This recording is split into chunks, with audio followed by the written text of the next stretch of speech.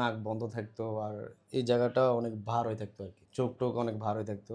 তারপরে মাঝে মাঝে নিঃশ্বাস বন্ধ যেত, এক নাক কন্টিনিউ বন্ধ থাকতো আমার।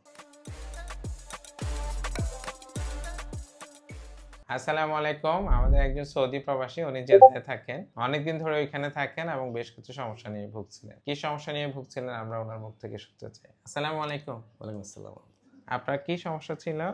স্যার আমার সমস্যা ছিল, আমার নাক বন্ধ থাকতো আর এই জায়গাটা অনেক ভার হয়ে থাকতো আর কি। ভার হয়ে থাকে। হ্যাঁ, চোখ টোক অনেক ভার হয়ে থাকতো।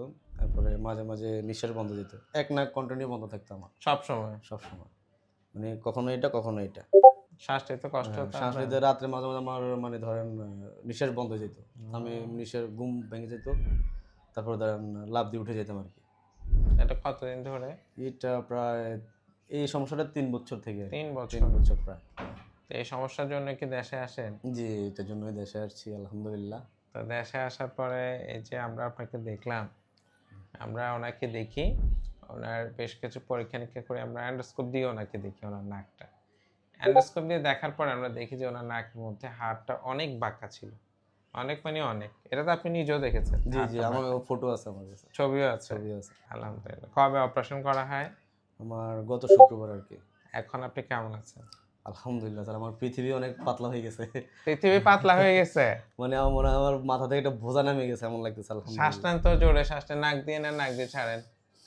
নাক দিয়ে নেন, নাক দিয়ে ছাড়েন। আরাম লাগছে?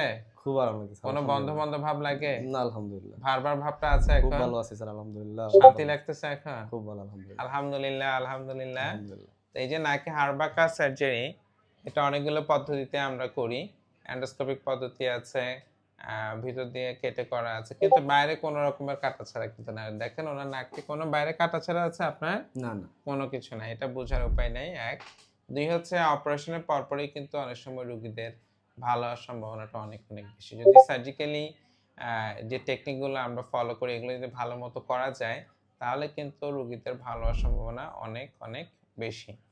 ৩ নাম্বার যে ইয়েটা, যে অপারেশনের পরে আসলে ভালো হন কিনা, এটা আমরা ওনার এক্সপেরিয়েন্স থেকে আমরা শেয়ার করছি যে আসলে কেমন ইমপ্রুভমেন্ট হয়। যে ওনার যে সমস্যাগুলো ছিল এগুলো কিন্তু আলহামদুলিল্লাহ আফটার সার্জারি অনেকটাই রিলিভড হয়ে গিয়েছে। তো এই অপারেশনে কিন্তু অনেকের একটু ভয় থাকে। আপনারা একটু ভয় পাবেন না, আতঙ্কিত হবেন না।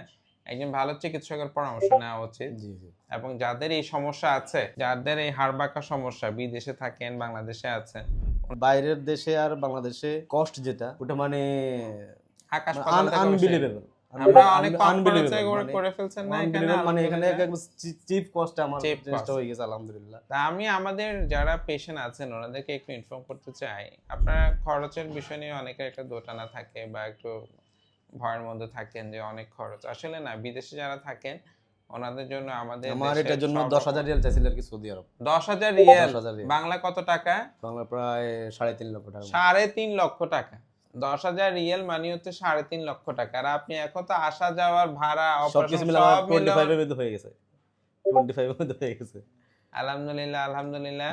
তো আমরা এই যাদের এই যে নাকে হাড় বাঁকা বিদেশে যারা থাকে, তাদের জন্য আপনার কোনো অ্যাডভাইস আছে কিনা? কি যে পরামর্শ দেন? আপনাদের এই ধরনের কোনো সমস্যা হলে আপনারা দেশে এসে চিকিৎসা করান।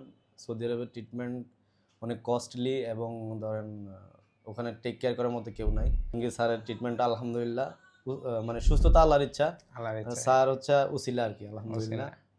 স্যারের মাধ্যমে আমি আলহামদুলিল্লাহ অনেক সুস্থ হয়েছি। ইনশাআল্লাহ স্যারের জন্য দোয়া থাকবে। আচ্ছা, আমিন। ইনশাআল্লাহ স্যার ইনশাআল্লাহ গিয়ে প্রথম রাতে আপনার জন্য দোয়া করবো স্যার আচ্ছা, ইনশাআল্লাহ। আমিন, আমিন। এটাই আমার চাওয়া যে রোগীরা ইনশাআল্লাহ। যখন দোয়া করবেন এটার জন্য কবুল হয়। আল্লাহ যেন আমাদেরকে সুস্থ রাখেন, সবাইকে হেফাজতে রাখেন। এই দোয়া রইলো, এই শুভকামনা রইলো। অনেক অনেক ধন্যবাদ। আসসালামু আলাইকুম ওয়া রাহমাতুল্লাহ।